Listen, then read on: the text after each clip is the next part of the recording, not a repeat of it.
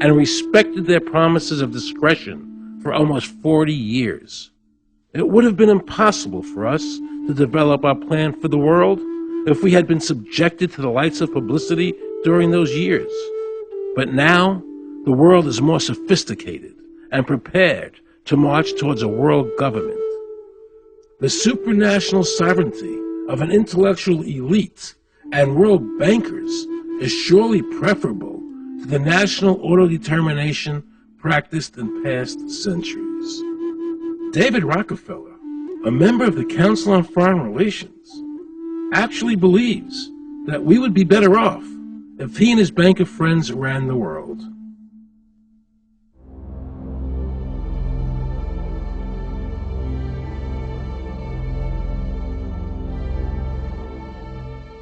Benito Mussolini had a great quote about fascism. He said that fascism should be called corporatism more properly because it's the perfect merger of power between the corporation and the state. That's how we define fascism.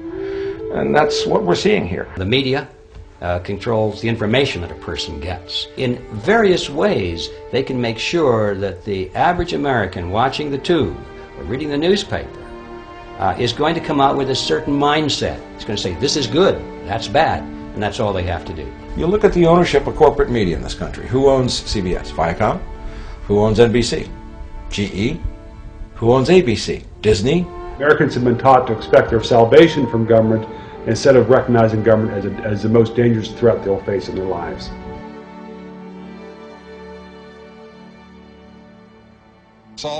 A group of congressional Democrats want to bring back the Fairness Doctrine 20 years after it was abolished, the so-called Fairness Doctrine we call here the Censorship Doctrine. Senator Jim DeMint joins us now. His amendment opposing the Fairness Doctrine today was passed overwhelmingly in the Senate. But then the Democrats, led by Dick Durbin of Illinois, countered with an amendment. It passed as well. Senator DeMint, great to have you with us. Lou, thank you. This is a victory for free speech, and I think you and others helped engage the American people, and we shamed a lot of senators into voting against that archaic fairness doctrine. That vote was 87 to 11. I am struck by some of the names who voted, however, against your amendment, including a fellow I think is terrific, Byron Dorgan, senator from North Dakota, Kent Conrad, Senator Jeff Bingaman from New Mexico. All of them either independent, in the case of Bernie Sanders of Vermont, the rest all Democrats. Why in the world would they not support your amendment? Well, I think we're starting to see some of the, I guess, underlying agenda of the Democrat Party, particularly with this second amendment that Durbin introduced that gives the FCC the ability to basically intervene with 14,000 radio stations, really any communications media, and to question them about their ownership. Does it have enough diversity? Now, his amendment doesn't affect mine. I think we've killed the fairness doctrine, at least for now. But this other amendment shows that they really do intend to impose their opinions on what radio talk show and probably shows like yours can actually say. Force roundups. Then they have the model state's health law, where they're allowed to put us in sports stadiums or aircraft hangars and, quote, shoot old women if ordered to do so. The Model State Emergency Health Powers Act. Most of the 50 states are now passing it as we make this film. And it is a Adolf Hitler wish list. They talk about how to deal with the millions of dead bodies, how they're going to round us up, how to herd us into compact cities, how to use slave labor at the different federal camps, and how they've already been doing it since 1989 at 12 different Army bases. They just got done classifying that, by the way. You can go to the Army's website and read about it. You see, a lot of things have been going on in the country you didn't hear about. They were busy building FEMA camps and getting you ready to go into them. Then they've got bills like H.R. 2977, where they talk about different mind control systems they have, different ultra-low frequency mind control devices that can make you become sick or even kill you or make you do what's required of you.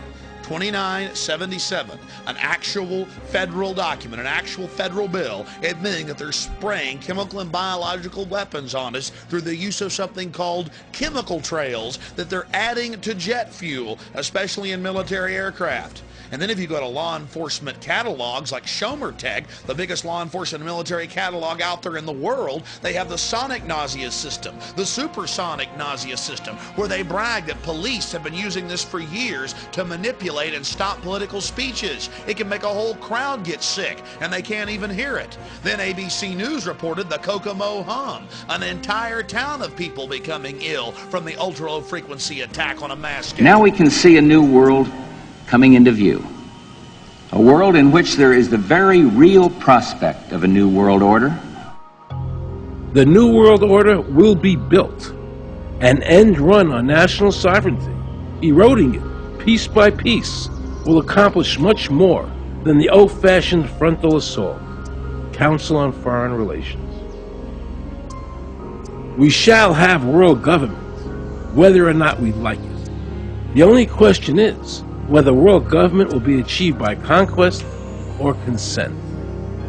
Paul Warburg, Council on Foreign Relations and architect of the Federal Reserve System.